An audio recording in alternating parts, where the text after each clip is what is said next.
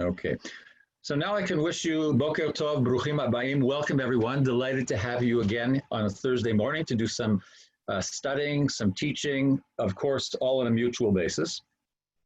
And before we begin what I thought I'd like to talk about a bit today, I just want to refer to a little bit of what we spoke about last week when we were talking about birth and some of the challenges and some of the ways of regarding the experience of birth, both in terms of the baby born, the creation that's born, as well as those involved in that creative process. I heard a very troubling interview, as we hear very often these days, and it had to do with, again, some of the weaker, challenged communities in our midst that don't have the same resources available always in order to deal with normal circumstances, let alone these types of circumstances.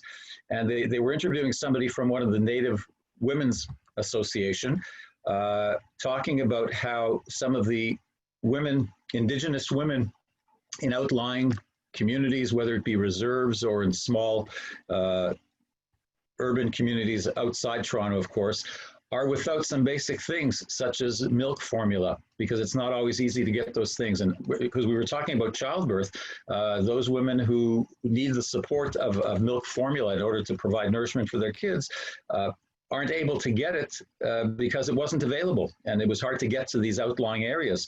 And so the Native Women's Association was able to work with other organizations and use whatever resources it had available in order to purchase in large amounts milk formula from different suppliers in order to provide to these unfortunate women in some of the outlying communities. So again, some of the things we really take for granted. I mean, we can talk about birth and the challenges of birth and think perhaps nostalgically about it, but there are women today, pregnant women and those who are already post-birth, having real challenges in providing the kind of care for their infants and for pre-birth infants as well, and something we need to be mindful of and certainly think of how we might be able to just support those organizations. So I put that at your table, as I often do at the end of the class, but I wanted to refer to this because we spoke about it last time. On to today. So we're not talking so much about a Parsha because there is no weekly portion this Shabbat. It's Shavuot, and therefore we read different portions. And I'm not necessarily going to refer so much, although to some extent, to what we're going to be reading both tomorrow and on Shabbat. I want to start with sharing with you a brief conversation I had with one of my B'nai Mitzvah students, a young girl who's becoming Bat Mitzvah. We were talking about responsibility and how we engage with what we're supposed to be doing. It was in preparation for her Dvar Torah. And I'll start with the example. Her Parsha is Naso. And of course, you're familiar with, she chose, interestingly, initially, she chose to deal with the unfaithful wife. She thought that was interesting. And then when we began talking about it, it became a bit of a challenge to have a discussion. So she shifted over to something else. We decided to move on to a different topic. And we talked about the Nazarite laws. And we started talking about what happens exactly with who is a Nazarite, what are they committing to, what are they refraining from, and try to understand the connection with the Nazarite, the most famous Jewish Nazarite, probably the most famous Nazarite of all time, none other than Shimshon, Samson, of whom we read at least the initial story, interestingly, the birth before Shimshon is actually born, and what the difference might be, because I don't think it's any coincidence that the stories are very different in terms of what we read about obligations of a Nazarite and the actual life of a Nazarite in the time of the judges. So one of the things we talked about, when we take on responsibilities such as that a Nazarite takes on, and if you're familiar with the laws, I won't refer you necessarily to the text, but it talks about in the Torah, what does a Nazarite do who commits him or herself to this duty? They refrain from cutting their hair. They refrain from drinking fruits of the vine, of course, and they're dedicating themselves to God. That's what it clearly says. But that's something that they take upon themselves. That's a choice they make on their own initiative because they feel That's what they need to do to express themselves spiritually, physiologically. That is how they want to express their devotion to God. Shimshon, if I were to ask you, is Shimshon a character that seems to be devoting himself to God in the way that we would imagine a Nazarite doing so from the description in the Parsha? You'd probably say, no, he doesn't seem exactly like the person who is intellectually, spiritually, emotionally devoted to some higher purpose in life. And there's probably a very good reason for it. And this is what my discussion with my student led to. We said, Shimshon did not choose that life. His life was chosen for him by his mother, who, despondent because of her inability to bring forth children into this world, she made a promise in the Mishkan that she would dedicate her child to this task if she were able to give birth. So Shimshon does not have that choice. He didn't choose it for himself. And therefore, it makes sense, and we can talk about this a bit. If a certain task is imposed upon you, what kind of commitment or dedication do you have to that task as opposed to the condition or circumstance in which you initiate and strive to take upon that task yourself? And so with the case of the Nazarite, with the case of Shimshon, it seems kind of clear. And I think the Torah is providing us with the laws of Nazarite on the one hand and the example of a Nazarite on the other, but the circumstances are very different. Also, something worth considering is that when you look at the circumstances of the Nazarite as described in the Torah, besides if he comes into contact with a dead person, there's also an opportunity for him to get out of that obligation. There's a whole process, there's a whole ritual to go through in order to free himself from the obligations of a Nazarite. But Shimshon does not seem to have that out because he didn't choose it himself in the first place. Shimshon never seeks to absolve himself of the obligation to be a Nazarite. You'd think based on his behavior, he says, well, enough of this stuff. I think I've done my duties as a Nazarite. Although you might say, well, somebody with that kind of strength is highly unlikely to give up that gift once you have it. Where very few of us have a special gift like that and perhaps would not want to give it up so quickly. But Shimshon never thinks about giving it up. He plays around with it, with his wives and his interactions and engagements with other women in the story. But he wants to maintain that connection as a Nazarite. So he feels obligated because his mother chose it for him. He never considers the possibility that he can free himself of that type of life as ineffectively and perhaps as inappropriately as he lives it. So that's the setting for what I wanted to talk a little bit about today, because when we talk about Matan Torah, we have an incredible variety of midrashim and perspectives and understanding on what exactly happened at Sinai. What is this revelation all about? And some of you are probably familiar with some of the stories of the midrashim that talk about how we were given, how we accepted Torah at Sinai. If you look through the narrative in Yitro and at other places in the Torah where it describes the events, whether or not you hold to a document theory which says there are different narratives written at different times by different authors that were woven together to form what we now call today the Torah, regardless of that, it's quite clear that there are different descriptions of what went on, often contradictory, often asynchronous, meaning they don't kind of meld time-wise as well. Very confusing as well as conflicting. And the question is, why would the essential moment of our Jewish identity, revelation at Sinai, why would that be made so confusing? Why shouldn't it be something simple? Why shouldn't it be clear exactly what happened there, as much as we can describe something that occurred 33,000 plus years ago? Why should it be something that causes us such anguish in trying to understand exactly what happened? Not that there aren't efforts to try to describe it. I read something online a couple of days ago that gives a chronology, a very clear description of what supposedly went on at Sinai. And I found that rather disturbing because I accept and embrace the confusing narrative of our Torah text, leaving it for us to try to figure out.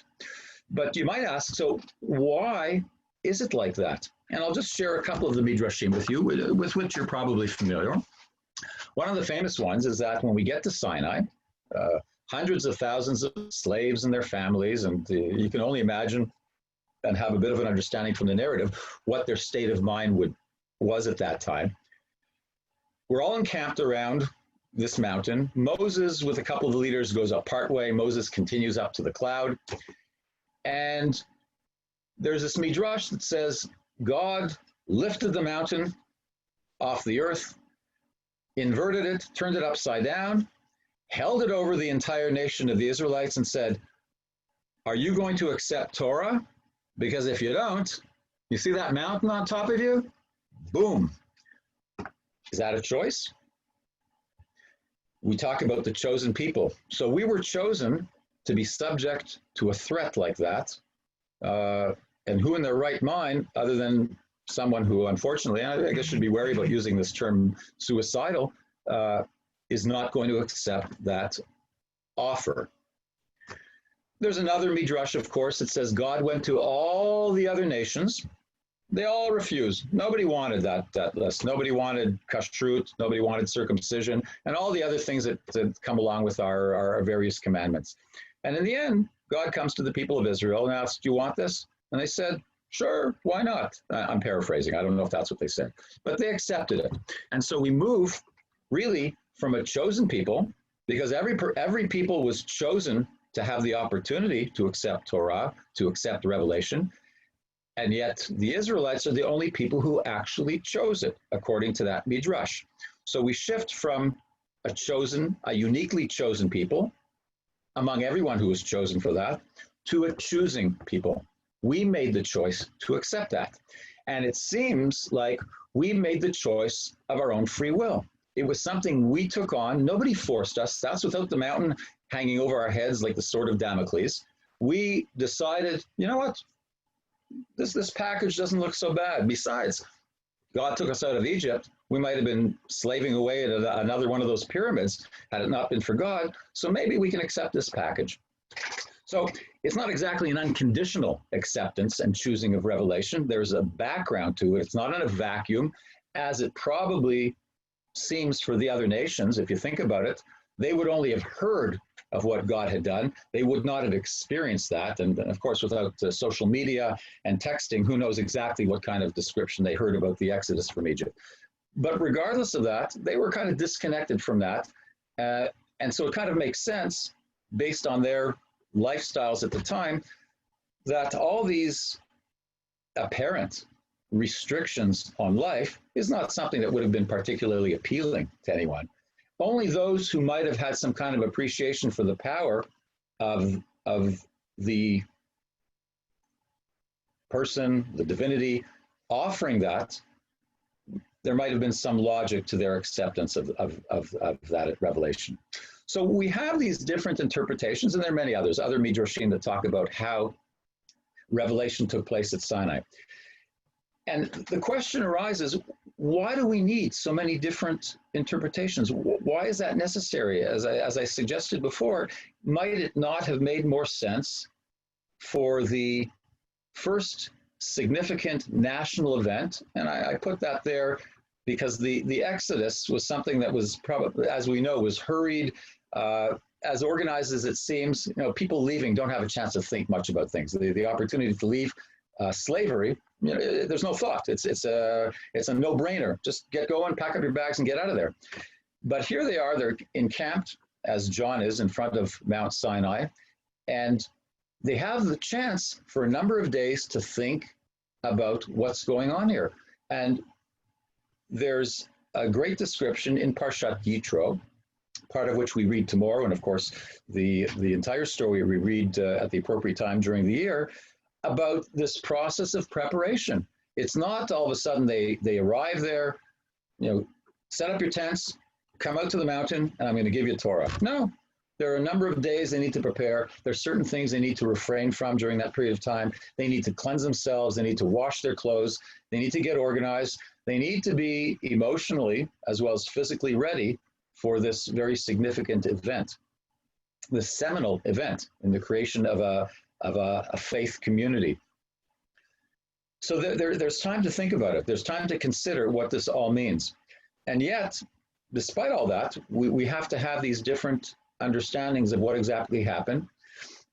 And if you think about it, it makes perfect sense, because even if circumstances are the same, not all of us are going to respond the same way. Sure, you can say this is a great offer, and the people as one answered, Na'aseh v'nishma, we will listen and we will do, meaning we accept what you're giving us. We'll explore it later on and see what it's all about, but we're accepting it at this point.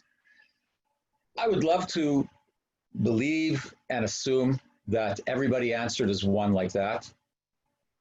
That might have been the majority opinion, but I'm sure that there are others who may have dissented and may have been a little more hesitant about accepting this package, of which they don't know a whole lot at that point. So I think the Torah and our tradition needs to acknowledge the fact that receiving something as significant and momentous as revelation or of Torah through revelation is something that people respond to differently. And I bring back the question that I started with, this idea of how do we deal with responsibility that is thrust upon us, as opposed to responsibility that we go out and grab and grasp for ourselves. And we'll come back to Matan Torah in a moment, but let's talk about some other examples, some other more practical ones that we're familiar with, not things that occurred 3,500 years ago. You might think, and I suggest maybe take a moment and think about this, how do you function in your workplace, or how have you functioned in different workplaces over the past? When responsibility is offered or imposed upon you in whatever task you are, as opposed to when you initiate and you ask for something, you feel, I'm capable of this, and I would like to have that promotion with all the additional responsibility that it entails. When I do it in that way, is that suggesting that I am more willing and more likely to fully commit to those new tasks and responsibilities, as opposed to when my employer comes to me, and whatever framework that may be, and says, I think you're capable, this is what I'm going to give to you, and I'd like you to take this on. Of course, please realize that it means you're going to have to stay 2 hours later at night. You're going to have to take work home over the weekend. You're going to have to be here at 7:30 in the morning because there are additional things that need to be done. So all those additional, perhaps, responsibilities and obligations and tasks, if somebody offers or imposes it upon us, are we going to be as committed as when we initiate the ask itself? And again, your experiences in your life, even in different situations of employment, may have been different. You may not have been consistent. There may have been other circumstances and criteria which determined how you were going to respond to those different situations. I'll give you another example. So if you think about sports teams, if an athlete is offered the captaincy of a team, as opposed to somebody who fights for it and demands it, how is that responsibility as the captain of a team going to be taken? How committed is that player going to be to fulfilling the obligations and duties which are expected of a captain, of a team leader? So people respond differently. And I was doing some research because I recently saw, I don't know how many of you have seen The Last Dance, this phenomenal series about Michael Jordan and the Chicago Bulls. And there's one element that I found kind of interesting there. It talks about what motivates people to be committed to accepting certain tasks and responsibilities? What are the motivators? And it's a fascinating series about what motivates specifically Michael Jordan, but other members of the team. Whether it's responsibilities that are imposed upon them by coaches, by owners, by managers, by leaders on the team, or responsibilities and tasks and roles that they assume and demand for themselves. So all these circumstances about how we commit to responsibility are expressed in very many different situations. And as I mentioned before, people respond differently. You can have the same circumstances and two people are going to respond in different ways. And so if we come back to this idea of other practical examples, think, for example, of peace treaties. When two nations sit down after war, after conflict, or even during conflict to come to some kind of arrangement, some kind of agreement, think of the difference in negotiations, talks, discussions, which are based on a certain mutuality, a thing we've explored over the last few weeks, as opposed to when one side tries to impose its wishes on another. How committed is another side going to be to a peace agreement if the terms are imposed by the victor or some third party without sufficiently consulting and recognizing the sovereignty or the mutuality that needs or that might be serving the best interests of everyone? I'll start off with a historical example. I think you're all familiar sufficiently with the results of the Treaty of Versailles following the First World War, when there was an interest in coming to some kind of punitive arrangement with Germany. And you might say, well, and I'm talking First World War, not Second World War. You might say, well, they initiated the war. They should be punished. They should pay all the reparations necessary in order to accommodate and compensate those nations that suffered as a result of the war. But if you consider the results of that, and it's not just with the ability of being able to see these things historically, I would say, and I think it was mentioned at the time as well, people might have regarded differently what's the impact of imposing terms on someone, and what can you expect of their commitment to those terms if they had no part in it, if they had no interest other than the fact that it was forced upon them, and at the moment they had no choice in the matter. And I'll jump 100 years later, almost exactly 100 years later. And it's not so much a political opinion, it's a human dynamics perspective.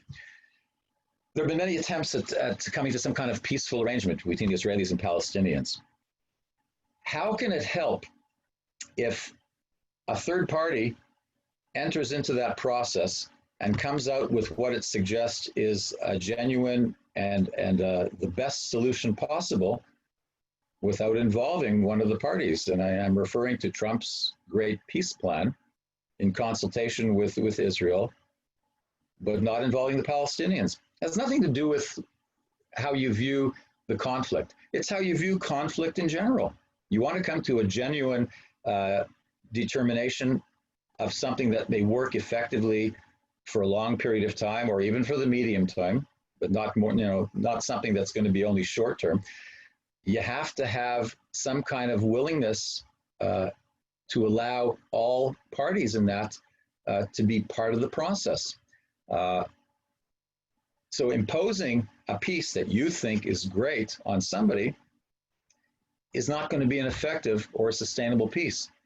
And if you think of it, Matan Torah, revelation, the giving of Torah, has to, in a sense, be seen in the same way. If you don't involve the people for whose benefit this revelation is offered, then how committed are they going to be to the prospect of accepting things that, well, they're obviously not going to understand everything, but if they don't have some kind of an option of being involved in the process of acceptance, then how committed are they going to be to that? And when we consider what Matan Torah means, what is Torah? Torah, we often define very narrowly as the 5 books of Moses, but that's the most strict definition of a specific text. Torah means teaching. And when we talk about teaching, we often say that everything, all teaching, everything was offered and revealed at Sinai, including all the later interpretations and commentaries and everything yet to come that we haven't revealed for ourselves yet. All that was offered at Sinai. Regardless of that, I think we have to consider that Torah is more than a text. Torah is the process of teaching, of learning. And what was offered at Sinai in Revelation was not just specific text, specific opinions, and of course this is my interpretation of it, but the tools of how to explore those resources, the skills of how we can interpret and make meaningful and relevant to ourselves everything that is being revealed and that is constantly revealed. It's not a one-time occurrence, although we often look at it that way. It's an ongoing occurrence. And that's why I think very wisely, when we talk about having an aliyah, the blessings, interestingly, they're both in the past and the present, but the blessings we say, Baruch atah Adonai noten haTorah, who gives the Torah.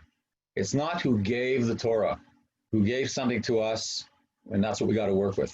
No, it's a constant revelation. It's a constant teaching and learning process, because as much text, as much physical resources as was offered to us and provided to us at Sinai, it's the process of learning that and everything else we decide to take in order to grow in many different ways. That's the great revelation at Sinai. The ability, the understanding to move beyond a specific text in its literal sense, as clear as that can be understood and explained, and move on to different understandings of that text, and move on to understandings of other texts and everything else that's out there in our world. Revelation is not just something specific. Revelation is everything that we choose to take on to understand and to comprehend in a better way. That includes words, that includes human behavior, it includes a lot of things. And that's the way I think we need to see Matan Torah. I read something the other day by Rabbi Ryan Dulkin, who's an alumnus of JTS, and he talked about, and I thought this was quite fascinating, he referred to Revelation at Sinai, at least he begins referring to it by describing the opening scene in Arthur C. Clarke's book, 2001, of course, the wonderful film by Stanley Kubrick, 2001. Those of you who recall that scene, you hear this birds, all sorts of sounds of nature in a very dry part of the world taking place who knows how many millions of years ago. And all of a sudden, this huge black monolith appears. And then you see the ape-like creatures, some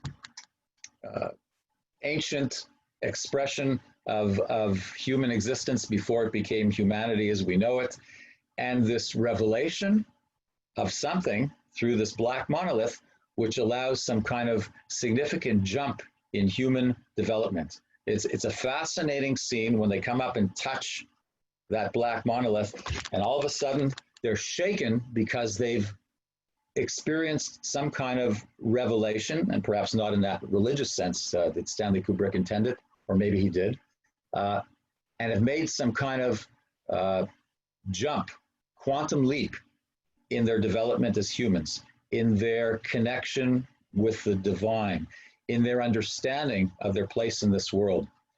And I thought about it in its incredible contrast to the way we describe Revelation at Sinai. How is that described? We talk about kol d'mama daka, a still, silent, thin, delicate voice. The idea of a silent voice is fascinating in itself. But of course, with the thunder and lightning, this very dramatic, loud bombastic experience at Sinai compared with this gentle, this is the gentle voice I see, the gentleness of having some kind of creature touch Torah, so to speak, and be affected by it. And everyone affected in a different way.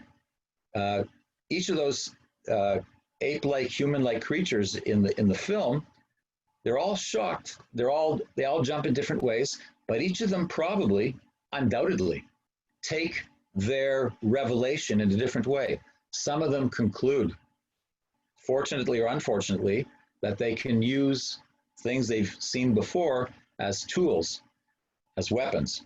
And that's part of the, perhaps, criticism of human development. You develop in different ways. Some of them are positive and some of them are not so positive. But each of those creatures is probably influenced in a different way, just as our own revelation, although a national experience, is also an individual experience.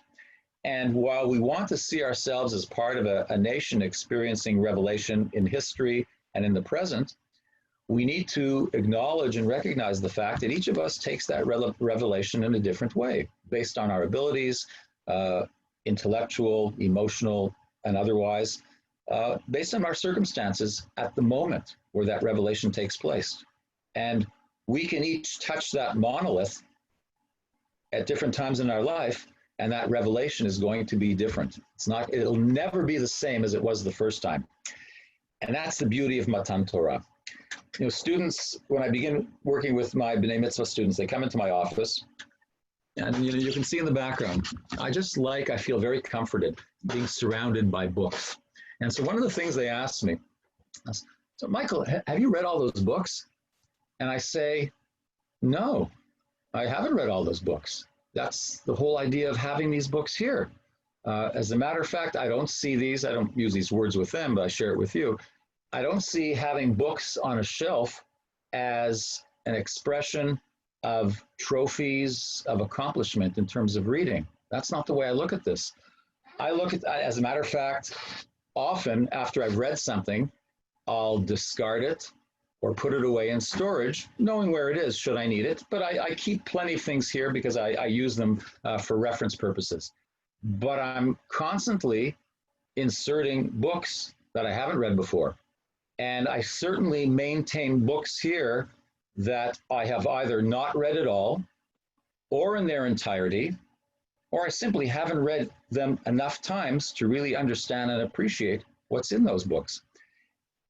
And that's the way we have to see Matan Torah.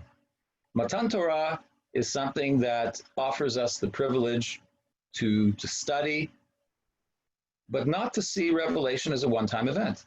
Something that we need to continually find the advantage and the benefits of and explore the same things, even if we've read them 100 or 1,000 times.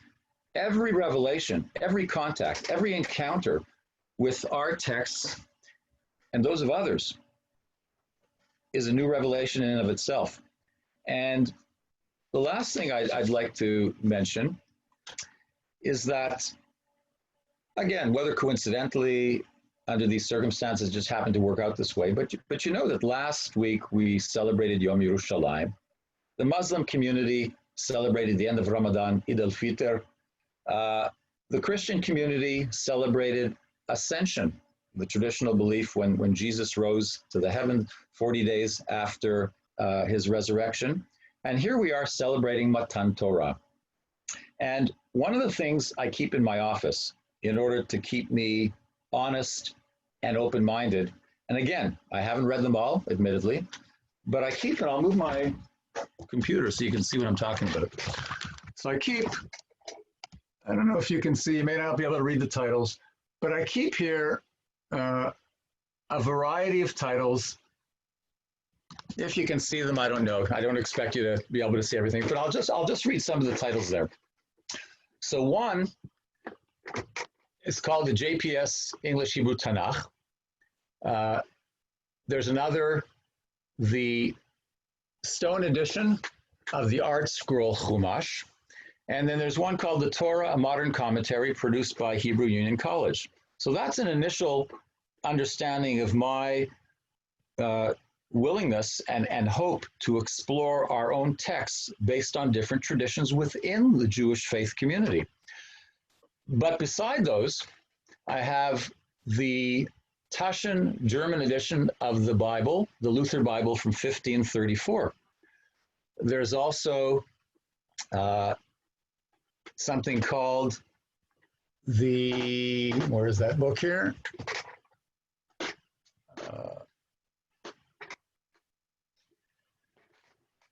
A book called The Gospel Parallels. There's the Quran with notes by G. Sale dating from the beginning of the 20th century. And there's a modern translation of the Quran. And then I also have the Vedas, native stories from keepers of the earth, from indigenous.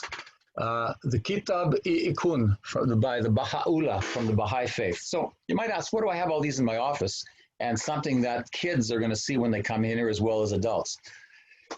Because as far as I'm concerned, that's part of revelation as well.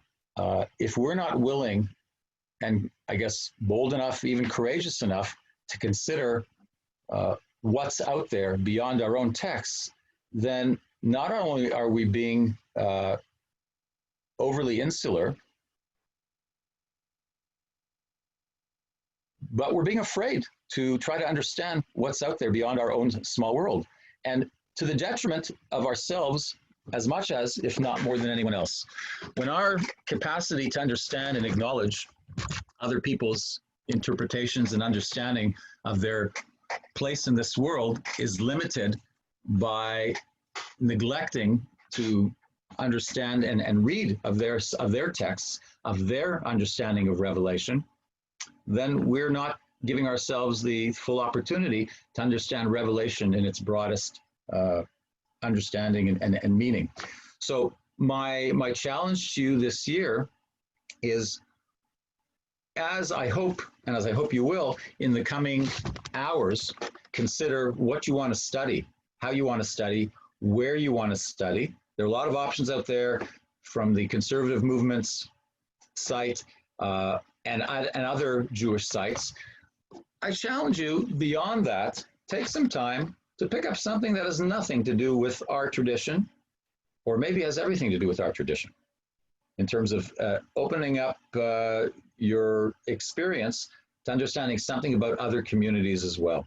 And I think that's our obligation on Shavuot as anything else, to see the potential and the power and the possible impact that revelation in its broadest understanding can have on us. So hopefully that's something you're willing to venture into over the coming day. And if not in the coming day, in the coming days. And if not in the coming days, in the coming weeks and months. Be bold enough to expand your understanding of revelation beyond a mountain being held over our heads and accepting Torah at Sinai because we had no choice. It's a great story, and I don't denigrate it because it gives us an understanding of sometimes how we respond to things that are imposed upon us and how we often see responsibility and commitment. So that expression and that midrash is as legitimate as any other interpretation of what happened at Sinai, because that's probably the way a lot of us saw it 3,200 years ago and the way a lot of us continues to see it today. Don't let that be the only way you see revelation and Matan Torah. So I'll give you guys an opportunity if you'd like to share some thoughts, some responses, some reactions. I've taken you off mute. What I would ask is, if you can, please raise your hand and I'll recognize you and so you can offer your comments, and we'll try to do it in as organized a manner as possible. Anyone have anything they'd like to add, suggest? John, go ahead. Yes, the idea of responsibility given to you versus responsibility you take on. In some cases, people see that other people see something in them that they don't see themselves in terms of capability, in terms of being able to take the responsibility. And that's something that you can say is a compliment, that somebody sees something in you that you don't see yourself. And on the other side, there's the idea of a beshert, your destiny, that somebody shows to you your destiny, and then you say, that's where I'm supposed to be. That's where I'm supposed to get to eventually, or evolve to. So maybe that's what's going on. Okay. Thank you very much, Sean. I'm just going to, because it's a little bit difficult to ask all of you to make sure there are no background conversations going on. I'm going to mute you all again, raise your hand, and then I'll unmute you one at a time because there's a little bit background noise. So, Noreen, I know you wanted to say something. Where'd you go, Noreen? Oh. Maybe she was saying goodbye. Okay. Is there somebody else want to offer something? Just raise your hand. Bernie, go ahead. So Ellie and I were actually talking a little bit about Shavuot in relation to the Shalosh Regalim. And there were comments about how the Israelites prepared for 3 days before the giving of the Torah. So when we consider Pesach, there's all this preparation for Pesach that goes on weeks before. You got to shop for food, you got to change the dishes, everything to get ready for Pesach. For Sukkot, you've got to build the sukkah and decorate the sukkah before Sukkot comes. But for Shavuot just kind of comes right upon us. And given the significance of the holiday and the historic biblical preparations that went on to receive the Torah, it's a contrast, I think, that we really don't approach Shavuot in some ritual way that mimics the way that we approach the other regalim. Any comment? Yeah, you're absolutely right. And if you look on all sorts of different sites, they're always talking about Shavuot as the neglected, less known, less familiar holiday. We've had enough after Pesach. But if you think about it, it's in a sense the one that has as much preparation, if not more than anyone else, because any of the others, because you have 49 days you're counting down. From the second Seder, you're already counting it. And what are you counting to? You're counting up to 49, of course. But you know what's at the end of those 49 days? Shavuot. And of course, that's not relevant for most people because we don't all count the Omer. I realize that, Bernie. So I'd agree with you. And I think our tradition and many people today would accept and acknowledge the fact that Shavuot is probably the most neglected of the 3 festivals for whatever reason. Maybe it's a bit tough having it as school is about to end, people's minds are on summer vacation. I don't know, that's probably part of it, but also because, for very practical reasons, it's not even given a date in the Torah as opposed to Pesach and Sukkot. It's only 2 days, there's no Chol HaMoed. It's at a time of year, at least in North America, when the weather's getting good and people want to be outside, less likely to come to shul. There are a lot of reasons, and there's less ritual. If you think about it, there's almost no ritual around Shavuot. It's about study. It's about intellectual occupation as opposed to ritual, physical, tangible things that we do on Sukkot, holding the Arba Taminin, on Pesach, dealing with matzah and all the other things at the Seder, cleaning out before. We don't have any of that. You're absolutely right, Bernie. So I'm not providing so much of an answer, but I think an acknowledgement that our tradition does. And that's why these efforts to try to renew the tradition of study that began hundreds of years ago in the medieval period, for the most part, and understanding what the benefits, even if in a perhaps initially less appealing way, to try to get people to take some time and think about what this whole idea of Torah means to them, and be creative about studying. not only the traditional texts, but also making efforts to study issues, social issues, and different things facing the Jewish community, either locally or internationally today, that we don't always have a chance to talk about. This is the opportunity to do that. And there are many different fora for engaging in that study. But that's not always as engaging for many people, Bernie, you're right, as waving a lulav or holding up a matzah or whatever. There are other things. Some of us need tangible expression and not just the study experience. But we need to encourage people to embrace that as well. Thank you, Bernie. Anyone else? Brenda. Beautiful. Well, I heard a beautiful interpretation. I've been studying off and on with various individuals this whole week, so my head is just swimming with interpretations.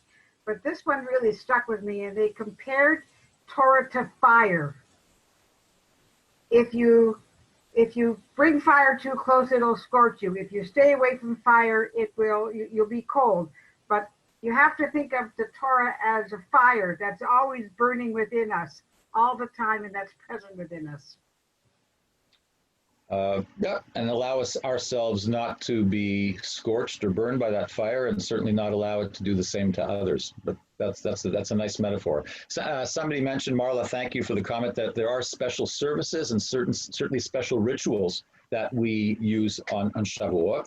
There are different things we chant that we don't have an opportunity to do at other times of year. Something called Akdamut, Megillat Ruth, which we didn't talk about at all. That's a whole beautiful discussion in itself. So there are special elements to the services on Shavuot that we don't have on other festivals, but we don't have the same tangible experiences that we do on specifically Pesach and Sukkot, as well as on Rosh Hashanah and Yom Kippur, which are, of course, of a different nature. Anyone else? All right, well, hopefully we've had an opportunity to consider a number of things that will keep you engaged and active over the next 24, 48 hours and for the rest of your lives, because that's what Matan Torah is about. You know, we talk about, we speak with B'nai Mitzvah students and B'not Mitzvah students.